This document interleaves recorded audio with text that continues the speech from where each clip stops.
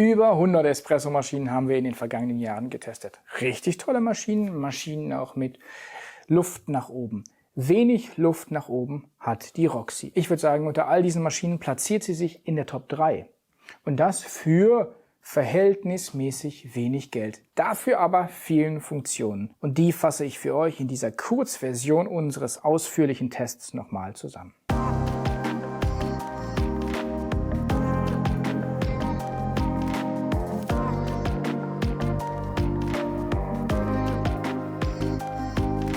Elegant, klein, smart und auf eine Hauptfunktion konzentriert, nämlich Espresso machen. Ja, ihr hört richtig, es ist eine Espresso-Maschine, keine Milchaufschäummaschine. Sie hat gar keine Dampflanze, sondern sie will eines gut können, nämlich Kaffee machen.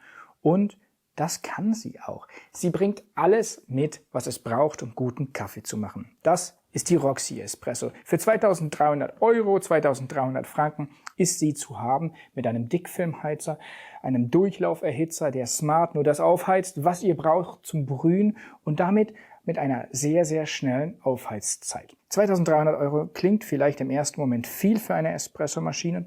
Wichtig ist aber, es in den Kontext der Maschinen zu setzen, die auch 2.300 Euro kosten und vielleicht nicht in der Nähe von München produziert werden, sondern sonst wo auf der Welt. Und da muss ich sagen, was da verpackt ist in diesen 2.300 Euro an Funktionen und dann auch der Anspruch der Qualität und das, was die Maschine schlussendlich abliefert, das kann sich nicht nur sehen lassen, sondern hängt dann eigentlich alle Maschinen in dem Preisbereich ab. Ihr seht sofort, die Maschine ist sehr, sehr minimalistisch. Sie hat ja nur 2 Knöpfe vorne, die blinken oder leuchten, je nachdem in der Farbe der Funktion, die ihr als nächstes anwenden wollt. Es gibt 3 Profile, die ihr abspeichern könnt und die auch von vornherein abgespeichert sind. Und mit diesen 3 Profilen könnt ihr ganz einfach Kaffee machen, auch wenn ihr nicht weiter euch mit Apps und Profilen und so weiter beschäftigen wollt. Es sind 3 Profile angelegt, gerade auch für alle, die mit dem Espresso machen beginnen. Die könnt ihr sofort hier direkt abspielen und die funktionieren wunderbar. Wenn ihr ein bisschen weiter reingehen wollt oder wenn ihr die Profile verstehen wollt oder neue Profile einstellen wollt, dann müsst ihr die App verbinden. Das geht total intuitiv. Es gibt erstaunlich wenig oder eigentlich gar keine Verbindungsprobleme. Das fällt auf, weil wir immer wieder bei anderen Apps oder anderen Espresso-Maschinen auch dann hadern mit der Konnektivität. Sowohl die Maschine als auch die Verbindung mit der Waage, das geht total einfach. Genau, man kann auch eine Waage verbinden und das ist interessant, wenn wir dann die Profile einstellen. Was bedeutet jetzt ein Profil? Normalerweise brühen fast alle Espresso-Maschinen auf dem Markt mit einem fixierten Druck von 8 bis 9 Bar. Profil bedeutet, wir verlassen dieses klassische Schema und sagen, naja, wir wollen vielleicht mit weniger Druck oder mit einem Fluss als Hauptziel arbeiten. Und das könnt ihr mit der Maschine einstellen. Und das macht total Sinn, denn dadurch könnt ihr einzelne Espresso-Röstungen noch mehr, ich würde sagen mal, schärfen, Profile schärfen oder den Geschmack noch mehr herausarbeiten. Und nicht nur das, diese Möglichkeit, nicht nur den Druck zu steuern, sondern auch einen Fluss zu steuern und beides ganz individuell einzustellen, erlaubt euch auch Profile zu nutzen, und die sind jetzt hier auch schon vorangelegt in der App, die das Brühen des Kaffees einfacher machen und damit auch das Brühen zugänglicher und damit auch das Zubereiten eines Espressos zugänglicher. Und das ist für mich eine der interessantesten Funktionen der Roxy Espresso. Wenn man Profile hört, dann denkt man immer total fortgeschritten. Aber ich würde sagen, die Maschine, die ist sehr gut geeignet, um vor allem auch allen zu helfen, einen guten Espresso zu machen, die anfangen. Denn was macht die Maschine da? Sie gibt euch ein Profil vor, das sagt eben nicht 8 Bar oder 9 Bar, sondern 1,6 Milliliter pro Sekunde. So, wenn der Mahlgrad dann richtig eingestellt ist, dann geht die Maschine trotzdem erstmal auf 8, 9 Bar. Wenn dann aber der Puck nicht sauber vorbereitet wurde, also der Kaffee verteilt wurde, oder und nachher der Kaffee vielleicht sich in seiner Struktur auflöst und dann schneller durchläuft, wir Channeling haben oder zu grob gemahlen haben, dann sagt die Maschine, ich helfe dir einfach. Ich habe ja diesen fixierten Fluss von 1,6 Millilitern und damit kriegt ihr auch in dem Fall, dass ihr einen Fehler macht bei der Einstellung, einen guten Espresso. Wenn ihr mich fragt, was ich einem Hersteller raten würde, um eine Espressomaschine zu bauen, die besonders gut geeignet ist für alle, die mit dem Kaffeemachen anfangen, dann würde ich sagen, Nimm diese Funktion und Roxy hat die jetzt hier einfach integriert. Aber wenn ihr sagt, ich will ganz komplexe Profile selber machen und zum Beispiel diese Phase am Anfang machen, wenn ich eine bestimmte Milliliter oder Druck oder Mengenzielgröße erreicht habe, in eine andere Phase gehen, dann könnt ihr auch das machen.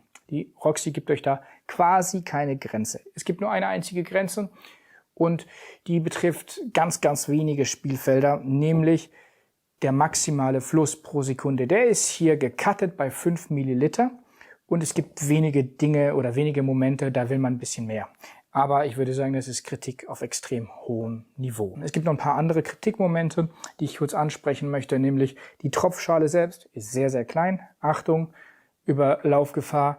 Das Tropfblech selbst ist nicht praktisch zum Abtropfen, denn da steht immer Wasser drauf. Ihr müsst also quasi bei jedem Espresso zwischendurch einmal zwischenputzen. Auch jetzt gibt's hier wieder ein paar Wassertropfen drauf. Der Wassertank selbst ist mit 0,9 Litern auch überschaubar groß.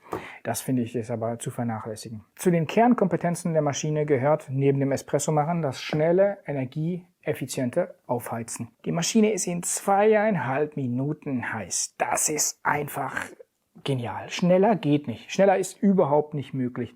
Ja, ihr müsst dann nochmal den Siebträger einmal durchspülen, damit der auch heiß ist, denn der kommt nicht mit dem Dickfilmheizer.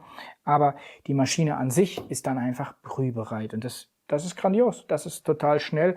Und das führt dann auch dazu, dass wir in der Konsequenz mit dem geringsten Energiefußabdruck aufweisen hier bei der Roxy, den wir je gemessen haben. Mit knapp 0,06 Kilowattstunden über 5 Espresso-Bezüge inklusive Aufheizen.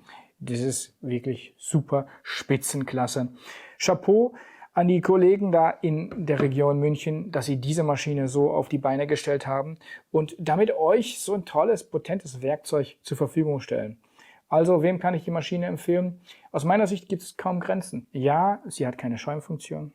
Aber es gibt mittlerweile andere Möglichkeiten, um Milch zu schäumen. Das muss nicht in der Espresso-Maschine verbaut sein. Und dadurch, dass man auf das Schäumen verzichtet, kriegt man die Maschine eben für den genannten Preis von 2.300 € ja überhaupt organisiert. Und das finde ich absolut beeindruckend. Ihr könnt mit der Maschine auch Filterkaffee machen. Es wird mit der Roxy ein Filterkaffee-Aufhängungsfilterhalter mitgeliefert. Ihr könnt aber auch den Filter direkt auf eine Tasse stellen, ihr nehmt die Tropfschale raus, ihr nehmt das Blech weg, wenn ihr eine höhere Tasse habt oder kriegt das hier direkt noch drunter gestellt. Auch das ist möglich. Die Aufhängung für den Filterhalter, die ist aus unserer Sicht ein bisschen zu wenig luftig nach oben, da passt der Filter kaum rein.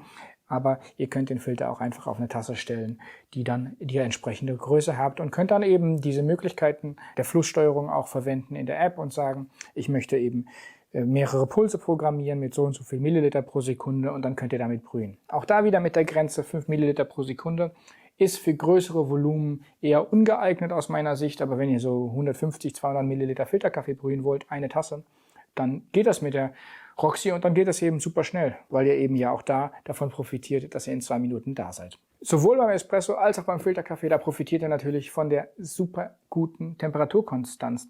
Die ist jetzt nicht in der Top 3, aber in der Top 10 würde ich sagen, alle Espresso-Maschinen, die wir bisher getestet haben. Also auch da wirklich absolut vorbildlich, sehr, sehr gute Temperaturkonstanz, ziemlich auf den Punkt. Mit einem leichten Offset, was wir jetzt festgestellt haben bei unserem Modell von 2 Grad. Das könnt ihr aber in den Einstellungen verändern und dann ist die Maschine wirklich da wie ein Strich und liefert euch und uns übrigens auch über mehrere Bezüge hintereinander die Temperatur, die wir eingestellt haben. Ein Temper ist dabei, ein 58er Siebträger ist dabei mit einem Sieb. Das solltet ihr vielleicht upgraden. Aber dann habt ihr mit der Roxy eine tolle Espresso-Maschine. Und wenn ihr das auch findet, schreibt es gerne in die Kommentare. Und wenn ihr sagt, ich sehe noch Probleme, dann schreibt sie auch gerne in die Kommentare. Und alle, die die Maschine haben, herzliche Einladung.